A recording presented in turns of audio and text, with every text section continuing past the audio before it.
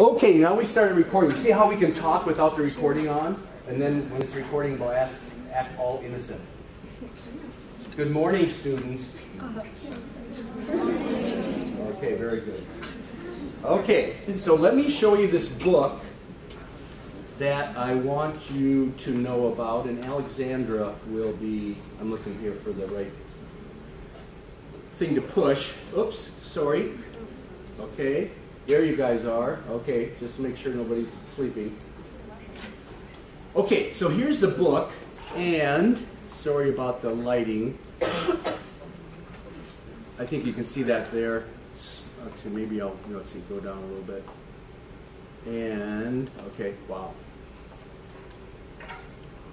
I think you can see that. Small Animal Toxicology. It happens to be about 2013 I looked in there. Now, Alexandra, or Allie over here, was asking me, what, like, is there some, like, book I can get to read about all these poisons for pets, let's say. And I haven't done an extensive search for this, but this book caught my eye. I don't know, I was on Amazon.com, and I thought, you know what, I have ordered about probably a dozen books through the business office, through my teaching money that I get because high school students are doing something and I get some money for that. Anyway, whenever you see small animal, that means dogs and cats and those kind of animals, basically pets. So you can, if you're a small animal veterinarian, you do dogs, cats, never a horse usually, that's mixed animal, right? Then if you ever see a book, and I'm not sure if I have one, large animal toxicology, that would be the typical farm animals. Sheep, pigs, whatever. So you wouldn't expect anything about cattle in here, but it's all small animal. But I was looking through it the other day, or this weekend, and it was kind of neat because there's some general things at the beginning, and then there are chapters on toxins and toxicants. Like, just by paging through it, I found the chemical that's in human gum, chewing gum, that's poisonous to dogs. What's that one? Xylitol. Let's see, Xylitol, xylitol. So be careful, it's an artificial sweetener, not poisonous to humans, but it can kill dogs, xylitol. So there's like a chapter on xylitol, which was kind of neat. There's some beginning stuff about toxicology. And remember, I always say dilution is the solution, right, in toxicology. Especially when you deal with farm animals. You might have some moldy sweet clover. You have no choice but to feed it.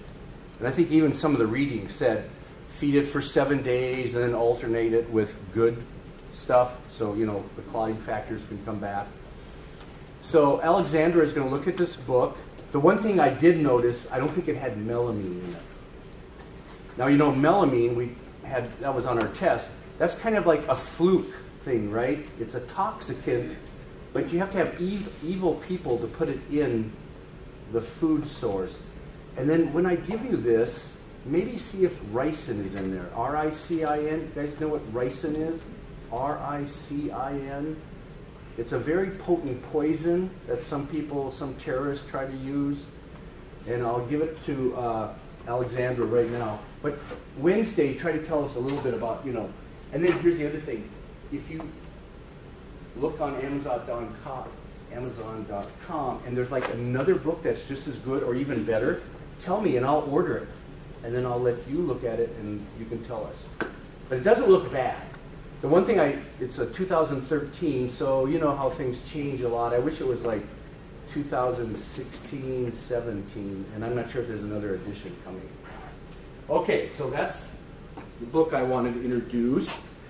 Now, let me go here and tell you where we're at. We're doing the ethylene glycol and antifreeze. There's these two clips here, and then we'll get to the chocolate here in a minute. So one thing that I did a while ago, but I should do it again, is all those clicks usually are someplace else. You know, they go to someplace else. And let me get it on the big screen here. I've got it on the small screen. So be aware that sometimes if they don't work, let me know. If it happens to be at a company or a university, I usually email them and say, why isn't this working? And so if something doesn't work and it doesn't come back, I'll like find a substitute, or it's not going to be eligible for the test, right? Because I want these links to work all the way up through the test. So anyway, antifreeze. This is like what you use in cars and trucks. It's, you know, it acts as a coolant. It goes through a radiator. It's kind of neat. Do you know, like, that antifreeze actually goes through 2 radiators, 2 heat exchangers. Now, we haven't done much on thermal regulation, but it's kind of interesting. You know, the big radiator that's usually in front of the car, in the front of the truck usually, air rushes through there, and the coolant's in there, and the antifreeze sometimes is called coolant. It's going to cool down before it gets back to the motor. But where does that antifreeze also go through a radiator? There's another heat exchanger. Somebody tell me. That same fluid goes through the radiator that's in front of the car, but it also goes through another heat exchanger. And where's that at? You guys used it this morning. If you drove, what did you do? What? Turning on the heater. The heater is just like a radiator, but it's below the dash. And that fluid goes through a tiny radiator, and the fan, forced convection, right? Forced convection brings you the heat off that coolant. Do you know that, and this happened to me this summer, I was driving a car, and it was overheating, and it was really, I happened to be in Vegas, it was 100 degrees, and you stop, and the pavement's hot, and there was something wrong with the car anyway. But you know what I did to cool the car off? Turn the heater on. I mean, it sounds crazy. I opened all the windows, turned the heater on, and put it on full fan. The temperature went like this. Of course, I'm sweating, right? I mean, but at least I'm not going to like boil up the antifreeze. So there's another antifreeze cooler there. Anyway, this stuff is tasty, sweet. I can't personally tell you that, but I understand it's a sweet tasting thing. And dogs especially like it because they like sweet things. Cats, not so much, but you know, cats will lick it too, but you know, it's more of a danger to dogs. But you know, it's also a danger to anybody actually. People have been killed with this. I don't know if you ever watch those crime movies on TV. Here's my take on those crime movies. When somebody dies, some of the main suspects, the spouse, and I mean, it's amazing how many times that is, or somebody you know, and then the first floor windows and doors are vulnerable. That's what I've learned from those crime movies. It's amazing how many times it's the spouse, or somebody you know, or somebody that's been looking in the window, and then you're like casing it off. Anyway, this stuff can leak out of cars, right? And that's the problem. You know, you drive into some driveway, if you have a leaky hose or something, it leaks out, then you drive away, and then a dog will get it. And of course, it's always depends on the amount, right? A small dog is more vulnerable than a big dog, because remember, there it is, dilution is the solution. And or people have put out antifreeze in a pan to kill their neighbor's dog. All very true stories, right? Somebody did that and go, oh, I'm sorry I left that antifreeze out. Well, you know, they did it on purpose. So again, read these things, because here's another hint. When I make up that exam, I go through this. I read it then. I go, okay, safer, okay, so then they've got something about propylene glycol instead of ethylene glycol. It seems like out in the real world, most people like the mechanics and stuff like the ethylene glycol better. So it's like they've tried to go away from it, but ethylene glycol works the best. Sometimes if you buy a gallon of antifreeze, it'll say on there, bittering agent added. Bittering. Is that bittering? Bittering? A bittering agent. So they've got propylene glycol, it's the regular antifreeze, but then they've tried to make it bitter. And right on the label it says bittering agent added. So anyway, so I go through these things, how to detect poisoning, and of course these are, the symptoms a lot of times are so general. And that brings up another thing about the test. And just a little sidebar.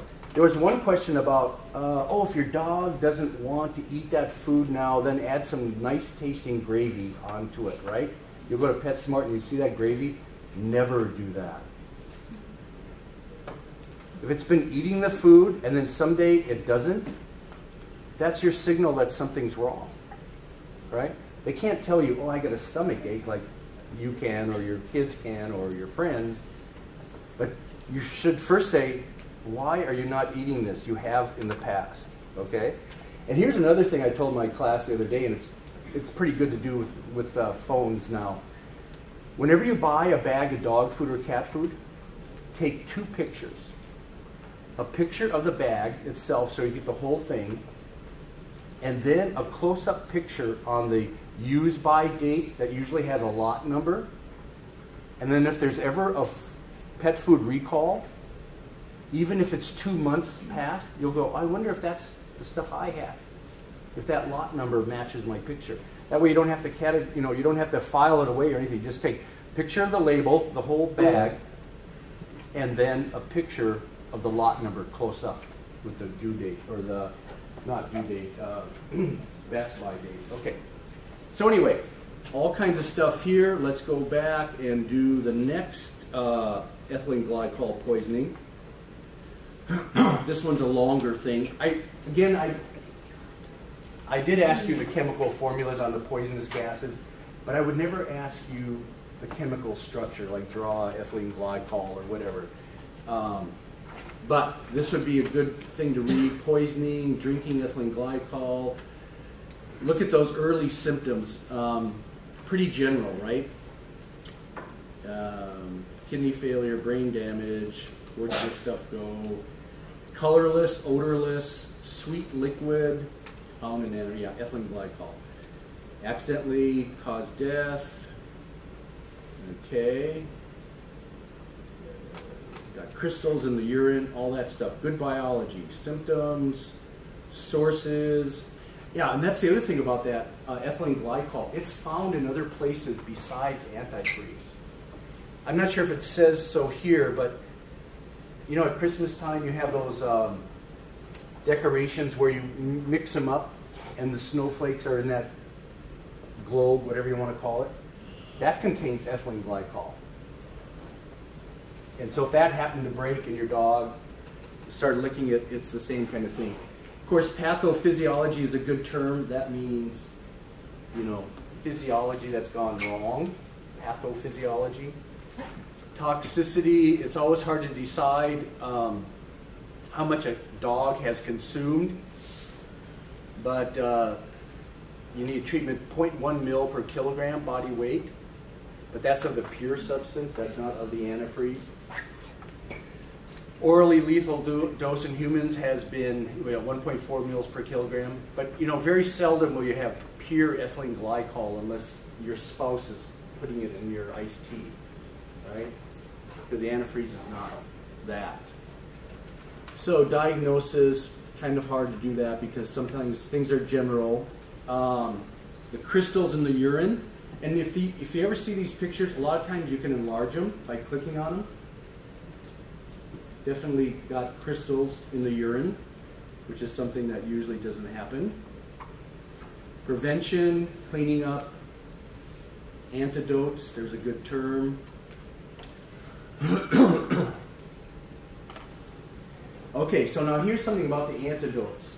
And this gets to liver and biotransformation. Remember how we said sometimes tissues take in a chemical and change them, and in general that's called biotransformation.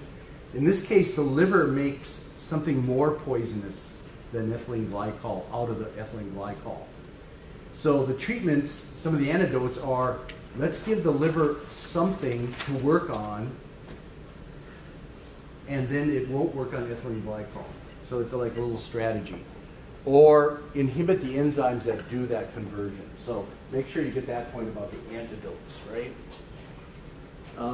So this is a good section. Environmental effects, okay. De-icing, amazing. Okay. Okay, so let's do the chocolate presentation. Filaria. Now you're doing this for honors, right? Yeah.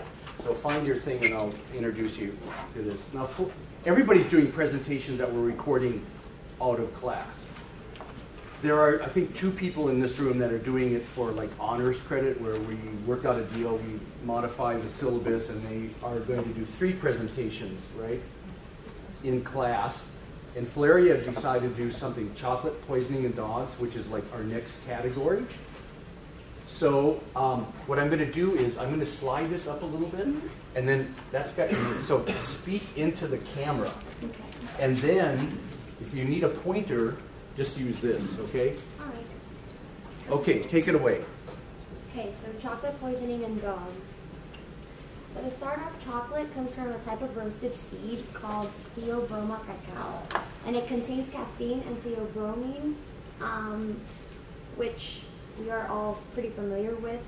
Theobromine is an alkaloid that has similar effects to caffeine, but less effects, less intense. But the main difference is that it stimulates the heart more than caffeine. So it can be more toxic if ingested. It is a known vasodilator, which means that it widens blood vessels. It's a diuretic, a smooth muscle relaxant, and a heart stimulant. So since it's a vasodilator, it means that it can be used to treat high blood pressure. And maybe you might want to tell them what a diuretic is, just in case. Yeah, and diuretic is a substance that induces urination, or it stimulates urination. I'm going to give you a break if you want to. Yeah, and this is being recorded, so once I load it up, if somebody's missing today or whatever, so you're all set. So for the main causes, animals such as dogs metabolize theobromine more slowly than humans do, which is why it makes it more toxic for them. Theobromine has a really long not really long, but it has a pretty long half-life, which makes it to develop its symptoms after a couple of hours, and also it can last for days, since it takes some time to get rid of it. Now, do you happen to know the half-life? No. I'm just curious. That might be something we need to do by Wednesday. See if we can find the half-life of theobromine. It might vary, excuse me, it might vary by the animal we're talking about, but it might be good to understand. It must be hours then. Yeah. Okay. And as we all know, there are different types of chocolate, and the theobromine content in these types of chocolate can also vary, which makes the symptoms also vary. So for milk chocolate, there is a less concentrated theobromine content, and as little as 0.7 ounces per pound can lead to mild signs, while 2 ounces per pound can lead to severe signs. Dark chocolate has higher concentrations of theobromine, so 0.1 ounces per pound can also be very toxic. And this is it for a small animal. So the symptoms, they all range and depend on the amount of chocolate that is being ingested and the type of chocolate, as I just said. So 20 milligrams per kilogram causes agitation, hyperactivity, gastrointestinal signs such as drooling, vomiting, and diarrhea. 40 milligrams per kilogram causes cardiac signs like racing heart rate, low blood pressure, and even heart arrhythmias. So it causes a low blood pressure because it's a vasodilator. So it makes the blood vessels wider and makes the heart work harder to pump blood throughout the body. 60 milligrams per kilogram causes neurologic signs such as tremors, twitching, and even seizures in more complicated situations. And 200 milligrams per kilogram is when the most fatalities are seen. Other common symptoms are increased body temperature, reflex responses, muscle rigidity, and rapid breathing. Take 1 second. I'm going to reset my camera. So, okay. And this is a table that kind of relates the weight of a pet relative to the amount of chocolate that can be toxic. Is there a way you can enlarge that? I'm just curious, because that's a real good table there. Maybe there isn't. Oh. Excuse me. Perfect. Okay, so when I said that 2 ounces per pound can prove toxic or lead to mild signs, it's for a pet as little as 5 pounds, and 0.7 ounces per pound for dark chocolate. And baking chocolate is the one that has the highest theobromine content. As you can see, 0.23 ounces can lead to toxicity. I mean, look at the difference. You know, like it takes sometimes 10 times milk chocolate, but baking chocolate will do. Wow. And as for the diagnosis and treatment, it all depends on the amount consumed and the type of chocolate consumed. But if you take the pet to a vet clinic, they will probably make or do a complete physical exam, a chemical blood profile, an electrolyte panel, and the urea analysis. If treated early, medications can be administered to induce vomiting and try to get that chocolate out of the stomach, or also they can use activated charcoal to prevent further absorption of theobromine into the body. Also, theobromine tends to be absorbed by the bladder, so IV fluids and frequent walks of the pet are recommended to stimulate urination to get that out of the system. And in more extreme cases, medications are needed to slow the heart rate and treat arrhythmia. Okay, I got a couple points there. Activated charcoal. Wow. Somebody in the audience can tell me about activated charcoal? They've ever seen it used or whatever? Somebody. Alexandra. Yeah, so technically speaking, I used to work at the small animal hospital on campus, and a lot of people would call in with this instance where they don't really understand how much the analysis that the pet consumes. So, I mean, you're talking about chocolate now. Right. Okay. And then, yeah. They said that the dog would vomit, but they are not sure how much was in there. So immediately I would say that you guys need to come in on an emergency. And as soon as they come in, they are rushed back, and 9 times out of 10, they are immediately given activated charcoal or some other form of medication to induce vomiting, just because how potent it can be, and just because it's not digesting fast enough. Right. Most of the time, it is smaller dogs that we have the more issues with. Okay. Yeah, because remember, a smaller dog has got a smaller body weight, and X amount of chocolate is more poisonous to it, right? Now, activated charcoal is a non-specific, I'm not sure if I should say antidote, but it might not be bad, but it will pick up any chemical in the gastrointestinal tract. It's very non-specific. Think of activated charcoal as some molecule that has a lot of, it's got a convoluted surface, and chemicals tend to bind to the activated charcoal. And I'm saying a lot of chemicals, not just theobromine. And then, if you bind something to the activated charcoal, and it's not going to be absorbed, the activated charcoal will not get absorbed into the bloodstream, then you've kept the poison away from the animal. Because if you're stuck in the lumen of the GI tract, you're not in the animal. Think of that concept. Anything you can save, now, that's not true for, like, let's say, acid. Acid's going to eat tissue away physically, right? But if you've got a chemical that only acts bad once it gets into the system, then try to keep it in the lumen of the GI tract, and that's what activated charcoal does. You can find it in Walmart.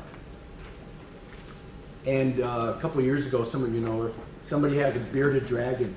Sorry about the voice. This student that had a bearded dragon carried along activated charcoal in case the bearded dragon ate some kind of insect or got something that they didn't know about. So it's a very general thing, activated charcoal. Now, another thing, a couple things here.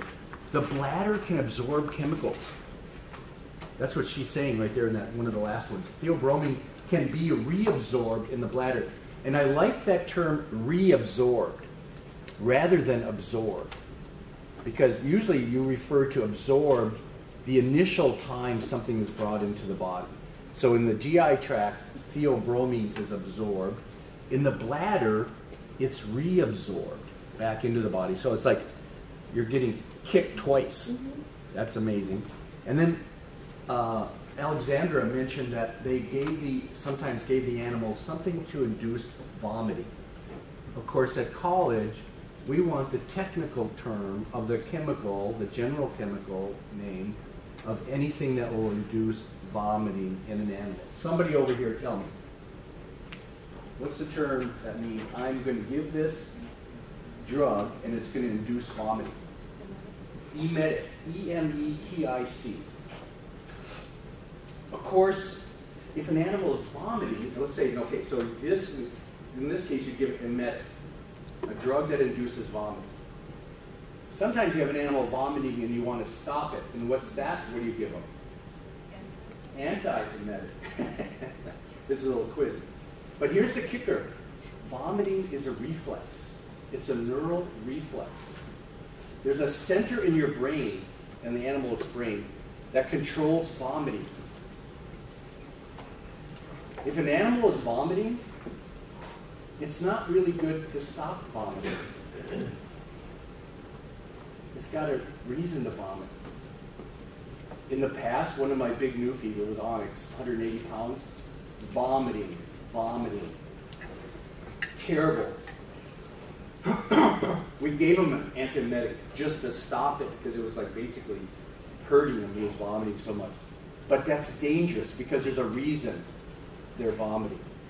So, I gave some, but tried not to do it. Tried to give him some food that was like bland. So all of a sudden he had rice and, cottage cheese for a while. So, take it away. Okay, so, wow, what a team member we are here. That's good. Okay, so, yeah, references. Okay, excellent. Let's give her a round of applause.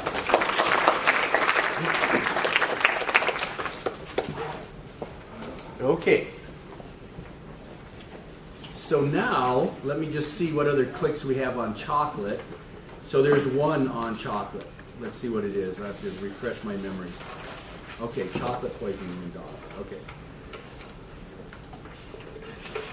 Let's see. Okay, yeah, vomiting.